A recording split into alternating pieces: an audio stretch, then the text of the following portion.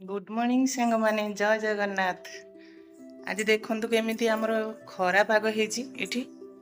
ए देखंतु आज पूरा खरा पाग हेची, आज बढ़िया पाग हेची। आज देखंतु हमर सब दिन वर्षा पाग देखुतले, आज कतुर हमर खरा पाग। तो कुकुर मानकु सब सखाळु आगे खाइबाकू देई सारिलिनी।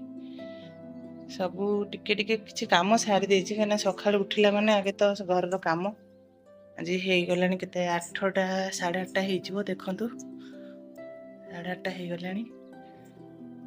ଘରର ଆଗ ପଛ ସବୁ ଧୁଆ ଧୁଇ ସାରି ମୁଁ ଏବେ ରୋଷେଇ ଘରକୁ ଯାଇଛି। ରୋଷେଇ ଘରେ ଟିକେ ଥଣ୍ଡା ପଡୁଛି ବୋଲି ବେଳେ ବେଳେ ଟିକେ ଟିକେ ଚା ବସେଇ ଦଉଛି।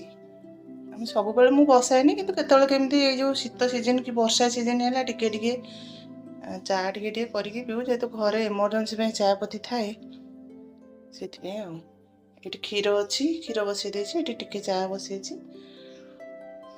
ଦେଖନ୍ତୁ ଆଉ ଏଇପଟେ ଗୋଟେ ପିଜୁଳି ଗଛ ଅଛି ଆମର, ଦେଖିବେ କେତେ ପିଜୁଳି ସେଇଠି ହେଇଛି। ବର୍ଷା ପାଗ ପାଇଁ ମୁଁ ତୋଳି ପାରୁନଥିଲି ଏଇ ପିଜୁଳି ଗଛଟାରୁ। ଆଜି ଦିଟା ଖରା ପାଗ ଯେହେତୁ ହେଇଛି, ଏଇ ଗଛରୁ ଆଜି ଦିଟା ତୋଳିବା।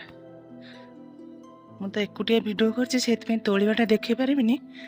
ତୋଳି ସାରିଲେ ମୁଁ ଆପଣଙ୍କୁ ନିହାତି ଦେଖେଇବି କେତେ ବଡ଼ ବଡ଼ ପିଜୁଳି ହେଇଛି ସେ ଗଛଟାରେ। ଏବେ ଚାଲନ୍ତୁ ଯିବା ଠାକୁରଙ୍କ ପାଇଁ ଦିଟା ଫୁଲ ତୋଳିକି ଆଣିବା। ଆମର ବହୁତ ଫୁଲ ଗଛ ଅଛି, ତେଣୁକରି ଠାକୁରଙ୍କ ପାଇଁ ମୁଁ ଦିଟା ଆଗେ ଫୁଲ ତୋଳି ଆଣେ, ତାପରେ ଗାଧୁଆ ପାଧୁଆ ସାରିଲା ପରେ ଆଉ କ'ଣ କେମିତି ସବୁ ଦେଖେଇବି। ଏଇ ଦେଖନ୍ତୁ ଆମର ଟରାଟ ଫୁଲ ଗଛ, ଏଇଠି କେତେ ଟରାଟ ଫୁଲ ହେଇଛି ଆପଣ ଦେଖିବେ। ଏଇ ଦେଖନ୍ତୁ, ଚାଲ ଏଇଠି ଦେଖନ୍ତୁ ସାଙ୍ଗମାନେ, ଆମ ଗଡରେଜ ତଳେ ଦିଟା ବିଲେଇ ଛୁଆ ଅଛନ୍ତି। ଦେଖନ୍ତୁ ସିଏ ଯେହେତୁ ଏବେ ଶୋଇଛନ୍ତି, ତାଙ୍କର ଖେଳିବା ଭିଡ଼ିଓ ମୁଁ କରିପାରୁନି। ସେ ଦେଖନ୍ତୁ ଏ ଭିତରେ କେମିତି ଶୋଇଛନ୍ତି। ଏ ଛୋଟ ଛୁଆ ଦିଟାକୁ କିଏ ଜଣେ ଆଣିକି ଆମ ଗେଟ୍ ପାଖରେ 3ଟା ବିଲେଇ ଛୁଆ ଛାଡ଼ି ଦେଇଥିଲା। କ୍ଷୀର ଖିଆ ଛୁଆ ଗୁଡ଼ା ମା ପାଖରୁ ଆଣିକି ଛାଡ଼ି ଦେଇକି ପଳେଇଛି। ଗୋଟେକୁ କୁକୁର ନେଇ ପଳେଇଲେ, ଏଇ ଦିଟାକୁ ଆଣିକି ଆମେ ତାଙ୍କ ସେଫ୍ଟି ପାଇଁ ଏଇ ଭିତରେ ପୁରେଇ ଦେଇଛୁ। ସେ ରହିଛନ୍ତି, ତା ମା ତାର କୋଉଠି ଥିବ, ଏମାନେ 2 ଜଣଙ୍କୁ ଖୋଜୁଥିବ ତା ମା ବହୁତ। ଏଇ ଦେଖନ୍ତି ବାହାରିଲେ, କ୍ଷୀର ମିର ଖାଇଲେଣି, ଖାଇକି ରହୁଛନ୍ତି। ଆଉ ଏବେ ତ ଶୋଇଛନ୍ତି, କେତେବେଳେ ସେମାନେ ଖେଳୁଥିବେ ମୁଁ ଦେଖେଇବି। ସେମାନେ କେତେ ତା ମାକୁ ଖୋଜୁଥିବେ, କ୍ଷୀର ଖିଆ ଛୁଆ ମାନେ ଖୋଜୁଥିବେ ନିହାତି ମନ ଭିତରେ। ଲୋକମାନେ କେତେ ନିଷ୍ଠୁର ଦେଖିଲେ, ମା କତର ଛୁଆକୁ ଗୁଆ କରିକି ଆଣିକି କୁଆଡେ ପକେଇ ଦେଇ ପଳେଇବ। ଏଇ ଦେଖନ୍ତୁ କେତେ ବଡ଼ ବଡ଼ ପିଜୁଳି, 5ଟା। ମୁଁ ଯୋଉ ପିଜୁଳିଟାକୁ ଦେଖିକି ଯାଇଛି ସେଟାକୁ ଚଢ଼େଇ ଖାଇ ଦେଇଛନ୍ତି ଫାଳେ, କିନ୍ତୁ ଏଇ 5ଟା ଦେଖନ୍ତୁ କେତେ ବଡ଼ ବଡ଼ ପିଜୁଳି।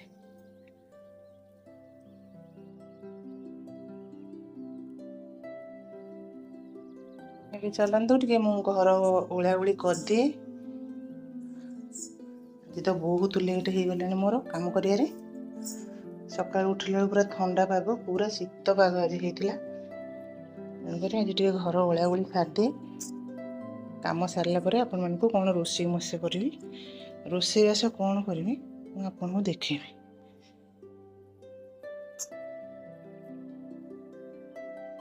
ଦେଖନ୍ତୁ ସାଙ୍ଗମାନେ, ମୁଁ ଅଟା ଚକୁଟୁଛି। ଆକୁ ଆଜି ଗୋଟେ ନୂଆ ଷ୍ଟାଇଲରେ କରିବି। ଆଜି ଟିକେ କରେଇରେ କରେଇକି ଦେଖିବା କେମିତି କ'ଣ ରୁଟିଟା ଫୁଲୁଛି, କାହିଁକିନା ମୁଁ କେବେ କରିନି। ଯଦି ଭଲ ଫୁଲିବ ତ ଆଉ ତାୱା ମାରିବାକୁ ପଡ଼ିବନି। ଆଉ ଦେଖିବା ମୁଁ କରିବି, ଆପଣଙ୍କୁ ବି ଦେଖେଇବି କରେଇରେ କେମିତି କରାଯାଉଛି। ଆଜି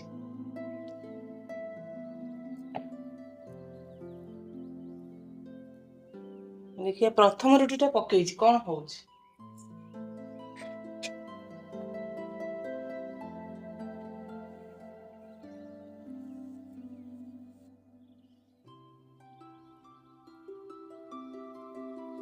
ସାଙ୍ଗମାନେ, କାଲି ମୁଁ ଯେଉଁ ଭିଡ଼ିଓଟି କରିଥିଲି ଆଉ 2-3 ଦିନ ହେବ ଯେଉଁ ଭିଡ଼ିଓ ସବୁ କରୁଛି, ମୋତେ ଆପଣମାନଙ୍କର ବହୁତ ଭଲ ପାଇବା ମିଳୁଛି। ମୋତେ ସେଥିପାଇଁ ଭାରି ଖୁସି, ବହୁତ ଖୁସି ଲାଗୁଛି। ଆଉ କମେଣ୍ଟ ବି ଜଣେ 2 ଜଣ ଦେଉଛନ୍ତି, ନା ଲାଇକ୍ କରୁଛନ୍ତି, କମେଣ୍ଟ କେହି କରିନାହାନ୍ତି, ଲାଇକ୍ କରୁଛନ୍ତି। କରିଛନ୍ତି 2-3 ଜଣ କରୁଥିଲେ ନା ଟିକେ ବଢ଼ିଛନ୍ତି, ତେଣୁକରି ସେମିତି ଆପଣମାନେ ଭଲ ପାଇବା ଦିଅନ୍ତୁ। ଆଉ ଲାଇକ୍ ମଧ୍ୟ ମୋ ଚ୍ୟାନେଲକୁ କରନ୍ତୁ, ସବସ୍କ୍ରାଇବ୍ କରନ୍ତୁ।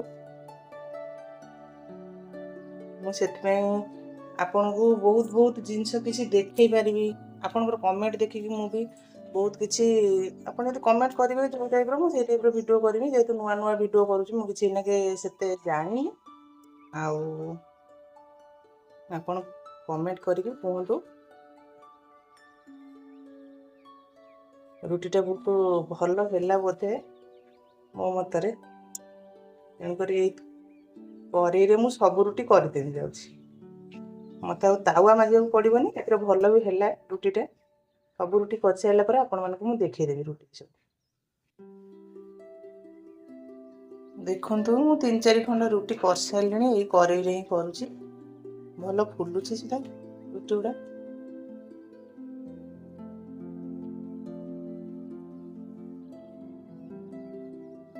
ବହୁତ ବଢ଼ିଆ ହେଉଛି।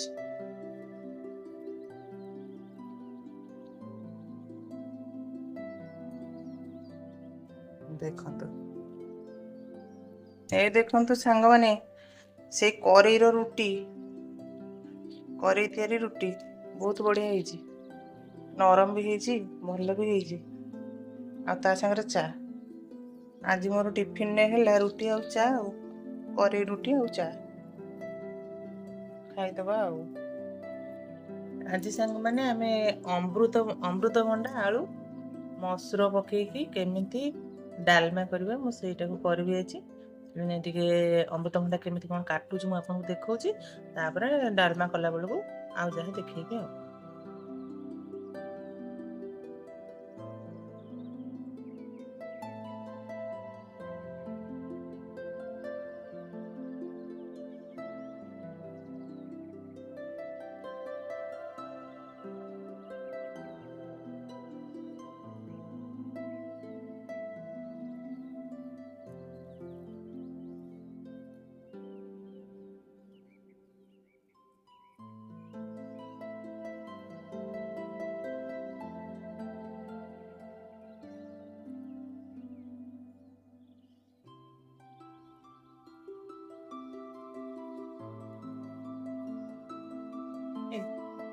এই ଦେଖନ୍ତୁ, ଏଇ ପିସ୍ କରିକି ମୁଁ କାଟିଛି। ଏପଟେ ଆମ ବିଲେଇ ଦେଖନ୍ତୁ ଆସିଲାଣି। ଏଇ ଦେଖନ୍ତୁ ସାଙ୍ଗମାନେ, ମୁଁ ଜହ୍ନି ପୋଡୁଛି ଇନଫ୍ରାରେଡରେ।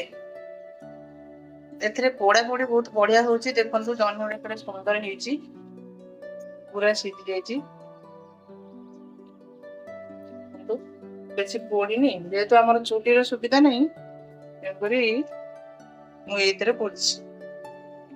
ଦେଖନ୍ତୁ କେତେ ବଢିଆ ସିଝି ଯାଇଛି। ମୁଁ ଦେଖନ୍ତୁ ପୁରା ବଢିଆ ସିଝି ଯାଇଛି, ବେଶୀ ପୋଡିନି। ଦେଖନ୍ତୁ ପୁରା ସିଝି ଯାଇଛି। ଇନଫ୍ରାରେଡଟା ପୋଡାପୋଡି ପାଇଁ ବହୁତ ବଢିଆ। ଏଥିରେ କେବଳ ମୁଁ ଭାତ ବସଉଛି, ଆଉ ପୋଡାପୋଡି ଯେତେବେଳେ ଯାହା କରୁଛି। ଏଥିରେ ଟୋଟାଲି କରେଣ୍ଟ ମାରିନି, କିନ୍ତୁ ତାତୁଛି। ଯିଏ ଯାହା ଯୋଉମାନଙ୍କ ପାଖରେ ତ ଅଛି ସେମାନେ ଜାଣିଛନ୍ତି, ଯୋଉମାନେ ନ ଜାଣିଛନ୍ତି ସେଇଥିପାଇଁ ମୁଁ କହିଦଉଛି ଟିକେ। ଆଉ ଏଠି ଭାତ ବସେଇଦେଲି। ଏବେ ଏଠି ଭେଣ୍ଡି ଭଜାଟା ବସେଇଛି। ତାପରେ ଏଠି ରଖିଛି ଅମୃତଭଣ୍ଡା ମସୁର ପକେଇକି ଡାଲମା କରିବି। ଆଗେ ତାକୁ ମସୁରକୁ ଟିକେ ଧୋଇଦେବା ଭଲକି, ତାପରେ ଏଥିରେ ପରିବା ପତ୍ର ପକେଇକି ଲୁଣ ହଳଦୀ ପକେଇ ଦେଇକି ଆଗେ ପ୍ରେସରରେ ଟିକେ 1-2ଟା ସିଟି ପର୍ଯ୍ୟନ୍ତ ସିଝେଇଦବା। ସିଝି ସାରିଲା ପରେ କେମିତି ଛୁଙ୍କ ଦିଆହବ ମୁଁ ଟିକେ ତାକୁ ଦେଖେଇବି। ଦେଖନ୍ତୁ ସାଙ୍ଗମାନେ, ଏଇ ବିଲେଇଟାକୁ କ'ଣ ହଉଛି ସିଏ ମୋ ଗୋଡ଼ ଚାରିକର ବୁଲିକି କେମିତି ଗୋଡ଼ ତଳେ ପଡୁଛି ଟିକେ ଦେଖନ୍ତୁ। କାଲି ରାତିରେ ଚିକେନ ଖାଇଥିଲା, ତା ମନ ଭିତରେ ଆଜି ଚିକେନ ଅଛି। କେମିତି ଦେଖନ୍ତୁ ସେ କ'ଣ ହଉଛି। ଦେଖନ୍ତୁ ଦେଖନ୍ତୁ ଦେଖନ୍ତୁ ସେ କ'ଣ ହଉଛି। ଯାଉଛୁ ନା ତୁ, ଯା ପଳା। ଆଉ ନାଇଁ, ଆଜି ଚିକେନ ନାହିଁ, ଆଜି କ୍ଷୀର ଖାଇବୁ, ବୁଝିଲୁ। ଚାଲ। ଏଇ ଦେଖନ୍ତୁ ଖାଲି ଗୋଡ଼ ଚାରିପଟେ କେମିତି ବୁଲୁଛି। तार रोसे घरे खाली काम आ पड़े ना। चल चल चल चल चल चल खाली गोड़ तो एमती होउची खाली टे देखुथिले। चलନ୍ତୁ ଦେଖିବା ମୁଁ ଗୋଟେ କାକୁଡ଼ି ଗଛ ଲଗେଇଛି। ଏ କାକୁଡ଼ି ଗଛରେ କେତେ କାକୁଡ଼ି ଫଳିଛି ଦେଖିବେ। ମୁଁ ନିଜେ ଲଗେଇଛି ମଞ୍ଜି ଆଣିକି। ଦେଖିବେ ସେ କାକୁଡ଼ି ଗଛ କତିକି ଯିବା। କେତେ ବଡ଼ କାକୁଡ଼ିଟେ ହେଇଛି ସେଠି। ମାନେ ମୋ ଗଛ 2 ମାସ ହେଲା ଲଗେଇଲିଣି, କିନ୍ତୁ ଦେଖନ୍ତୁ କି କାକୁଡ଼ି ହେଇଛି। ସେଠିକି ତ ଯାଇ ହବନି ଆଣିବା ପାଇଁ, କିନ୍ତୁ ଗୋଟିଏ କାକୁଡ଼ି ଫଳିଛି, ଏତିକି ମାଡ଼ିଛି। ମୁଁ ସେ ଭିତରକୁ କେମିତି ଯିବି, ମୁଁ ତ ଯାଇପାରିବିନି। ମୁଁ ଆଣି ସାରିକି ଦେଖୁଛି। ଏ ଦେଖନ୍ତୁ ପଳେଇ ଆସିଛି ତା ପାଖକୁ। ଏଇଟା କାକୁଡ଼ିଟା, ତାକୁ ଟିକେ ଛିଡ଼େଇ ନେବା, କାହିଁକିନା ଆହୁରି କଷି ଲାଗିଛି। ତାକୁ ଟିକେ ସାଇଜ୍ କରିକି ଛିଡ଼େଇବା। କେବେଠୁ ଦେଖିଲିଣି, କିନ୍ତୁ ଯେହେତୁ ବର୍ଷା ହେଉଛି ମୁଁ ଆଉ ଆସିପାରୁନି। ଦେଖନ୍ତୁ କେତେ ବଡ଼ ଗଛ, ଗୋଟିଏ କାକୁଡ଼ି ହେଇଛି। ସେ ତାର ବୁଢ଼ା ହେଇଗଲାଣି। ପୁଣି ଏ କାକୁଡ଼ି ଗଛ ମୋ ପରିଶ୍ରମର ଫଳ ଦେଇଛି ମୋତେ ଏଇଟା। ଦେଖନ୍ତୁ ଗୋଟିଏ କାକୁଡ଼ି, ଆଉ ଛୋଟ ଛୋଟ କଷି ସେଠି ଲାଗିଛି, ଜଣା ପଡ଼ୁନି ଯେହେତୁ ସେଠି ଯାଇ ହେଉନି। ଟିକେ ଜୁମ୍ କଲେ ଦେଖନ୍ତୁ ସେଠି ଗୋଟେ ଦୁଇଟା ଫଳିଛି। ଦେଖିବା ସେ କ'ଣ କେମିତି ଫଳିବ। ଆଉ ଯାହା ତାହେଲେ ଫଳ ଦେଉଛି, ଆଉ କ'ଣ। ଲଗେଇ ଯେତେବେଳେ ତା ଫଳ ଯାହା ଦେନେ ବି ଖାଇବାକୁ ପଡ଼ିବ ଖୁସିରେ। ଏଟା ଦେଖନ୍ତୁ ଧାନୁଆ ଲଙ୍କା ଗଛ ଗୋଟେ। ଦେଖନ୍ତୁ ଏଟା ଗୋଟେ ଧାନୁଆ ଲଙ୍କା ଗଛ କେମିତି ହେଇଛି। ଏଇ ଲଙ୍କା ଫଳିଛି, ଏଇ ବହୁତ ଲଙ୍କା ଫଳିଛି।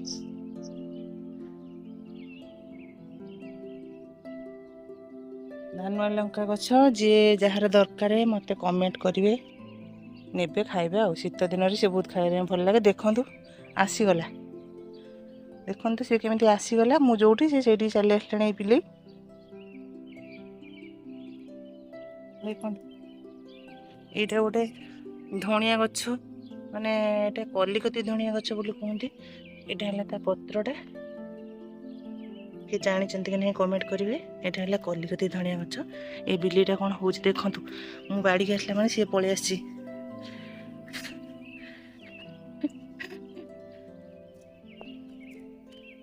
चल चल चल चल चल चल तू गोटे रील करदे। चल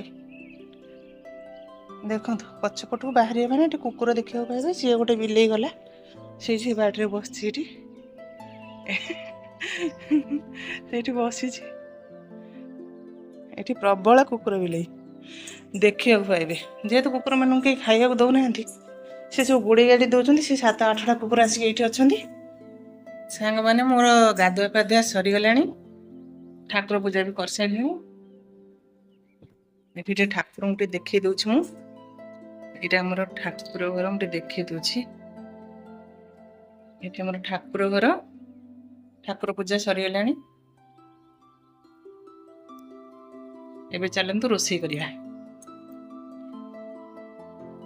लुगा सफा कर देछि, लुगा तार ड्रेन कर देछि। से तार थाउ सेठी। रोषे घर को जीवा वर्तमान। मोर डालमाटा केमिति कौन भात भी ये गलानी बोधे। एटा हमर भातटा बसची इंफ्रारेड उपरे।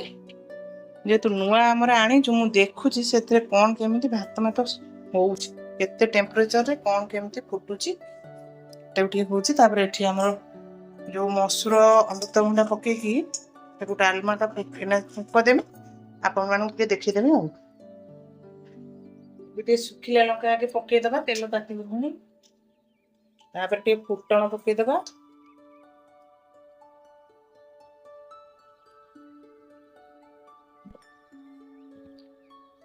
फुटण सब फुटी गला पर तापर पियाज पके दबा। खूब कम तेल मसला में करबी। खूब कम तेल पके की डालमाटा को फुटोबी। जेहेतु डालमा करी तेल अधिक पियाज पियाज अधिक पकेने किसी लाभ होबनी। अल्प तेल रे अल्प पियाज ही फुटा दियो।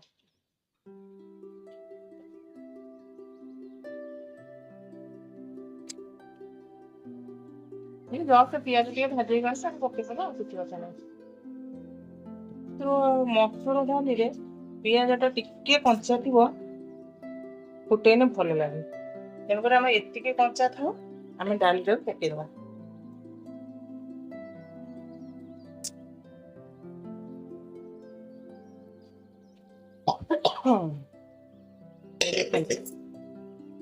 ଦେଖନ୍ତୁ ହେଇଗଲା।